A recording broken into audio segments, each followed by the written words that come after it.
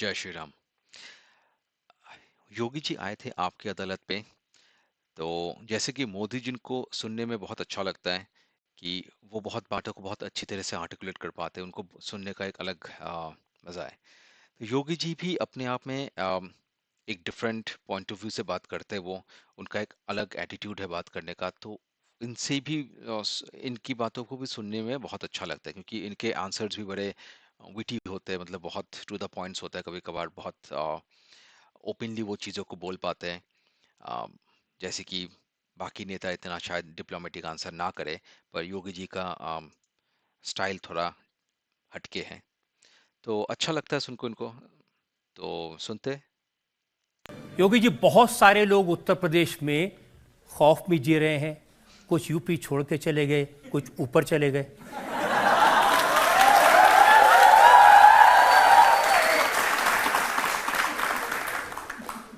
बिनु भय होई न प्रीति। जो लोग पहले उत्तर प्रदेश वासियों के लिए भय के प्रतीक बने थे, तो हमारा संकल्प था ही शुरू से।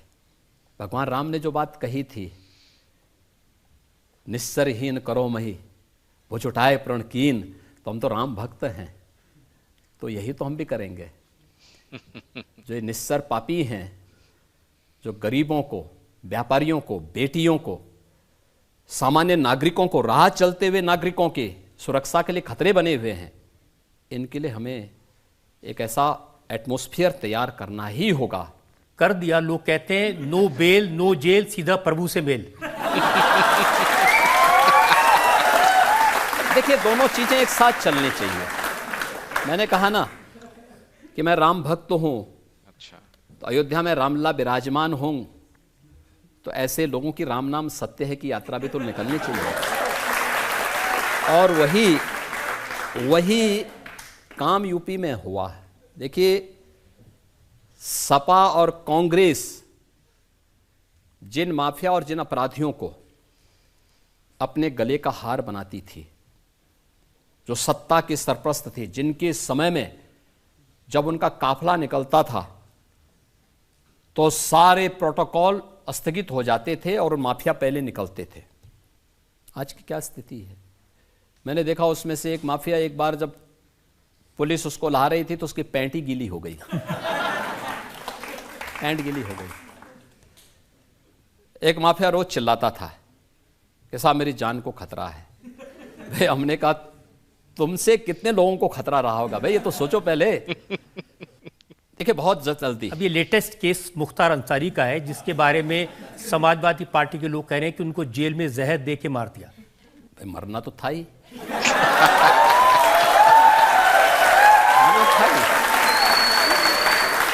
आप मुझे बताओ, जिस व्यक्ति ने सैकड़ों लोगों को मारा हो, और कब तक बसता बसता फिरेगा? कांग्रेस के लोग तो उसको बचाने का प्रयास कर ही रहे थे ना।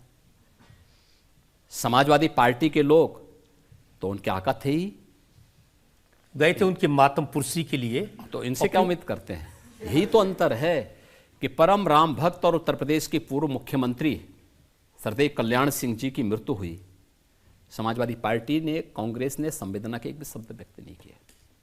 और एक माफिया के मरने पर उनके घर में जाकर के घड़ियाली आंसू बहा रहे थे ये लोग। यही फर्क है। ये देश यही बर्दाश्त नहीं करना चाहता।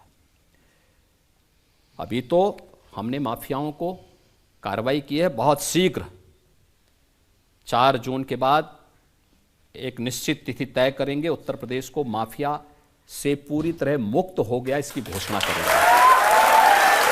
दूसरा,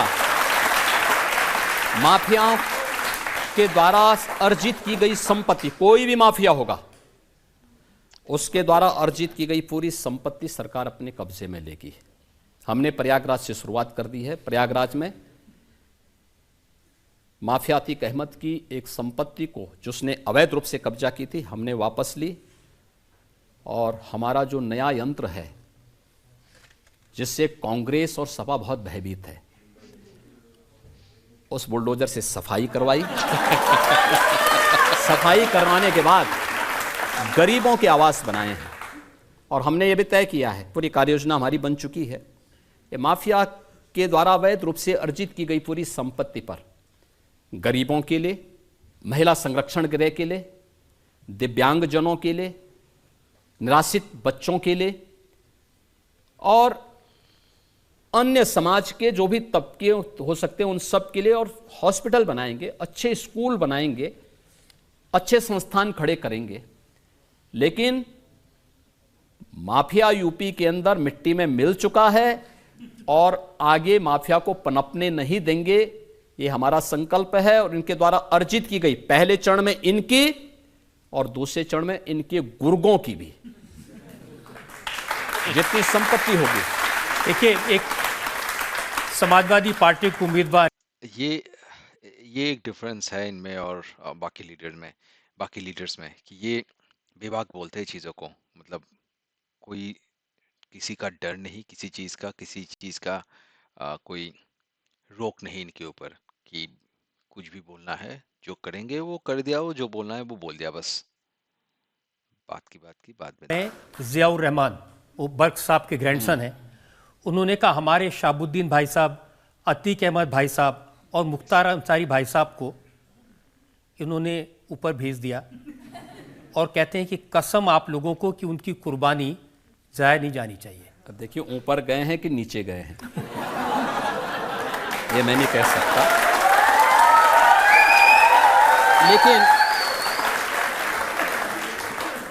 लेकिन देखो, किसी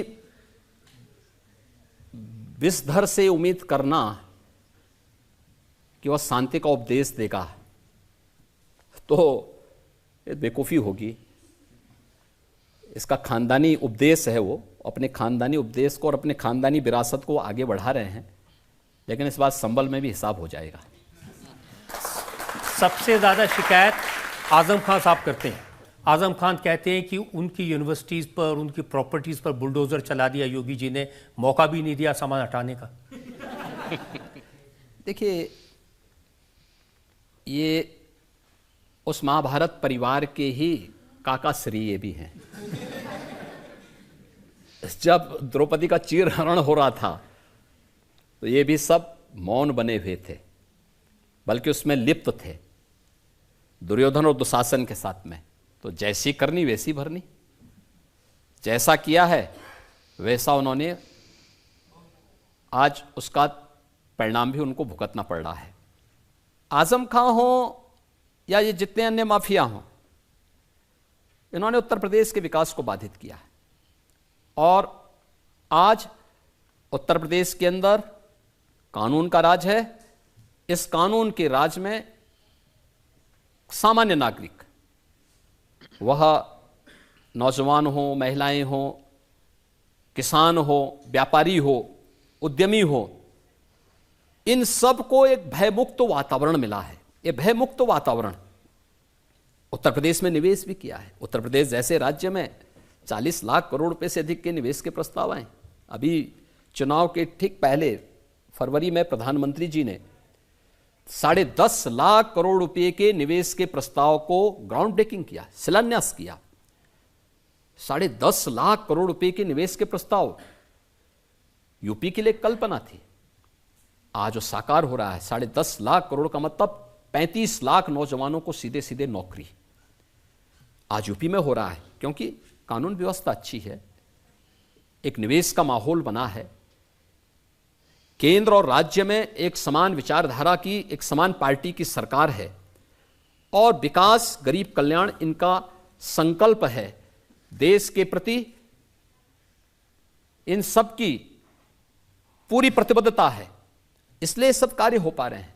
लेकिन आपके जो बुलडोजर है उसकी, ये एक इम्पॉर्टेंट पॉइंट है कि अगर सेंटर और स्टेट में अलग अलग पार्टी हो तो क्या हमेशा ही खराब होता है? मतलब डेवलपमेंट रुक जाता है, जैसे कि दिल्ली में हो रखा हुआ है एक दशक से, राइट? केजरीवाल 2 बार आए और हमेशा ही मोदी के साथ वो लड़ते रहते हैं, वो किसी ना किसी बहाने पे हमेशा वो एलजी को ब्लेम करते रहते हैं, वो कोई काम होता नहीं है उस केस में।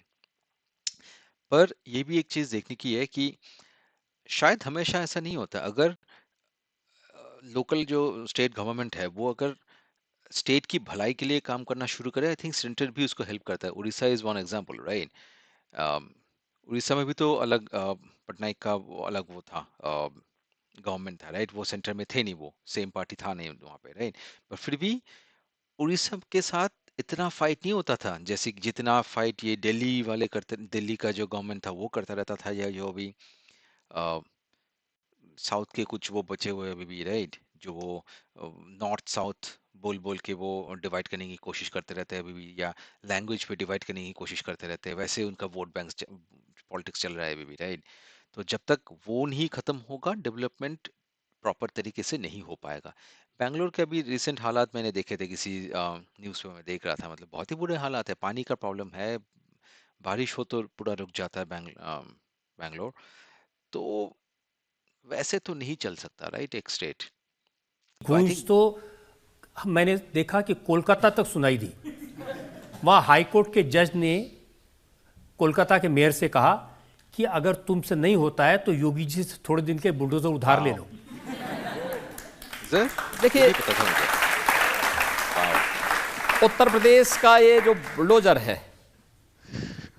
क्या न्याय गिराता नहीं है। करता? उत्तर प्रदेश के न्यू इंफ्रास्ट्रक्चर का प्रतीक है। और ये जो नया इंफ्रास्ट्रक्चर हमारा है, एक्सप्रेसवे का, नए एयरपोर्ट का, नए हाईवे का, इंटर स्टेट कनेक्टिविटी का, ये जो न्यू इंफ्रास्ट्रक्चर है, इसके मार्ग में जो अतिक्रमण होगा तो बुलडोजर से ही हटेगा ना। ये माफिया और इन लोगों के द्वारा जो भी अतिक्रमण किया गया था, उस अतिक्रमण को बहुत शीघ्रता के साथ वो हटाता है, और हटाता है तो इनको पीड़ा होती है, और उनके आकाओं को उससे ज्यादा पीड़ा होती है। तो ये नहीं पता था कि मतलब वेस्ट बंगाल के हाई कोर्ट जज ने ये भी कहा था कि ले आओ किराए में वो उनका बुलडोजर, यहाँ पे भी काम करवाओ यार। तो एटलीस्ट वेस्ट बंगाल तो अलग ही कहानी है, कभी और भी एक वीडियो बनाएंगे उसके ऊपर। मैं तो असम से हूँ तो मैंने देखा हुआ है इसको, वेस्ट बंगाल को, बहुत अच्छे से। तो एनीवेज, अच्छा वीडियो था, मज़ा आया देखे।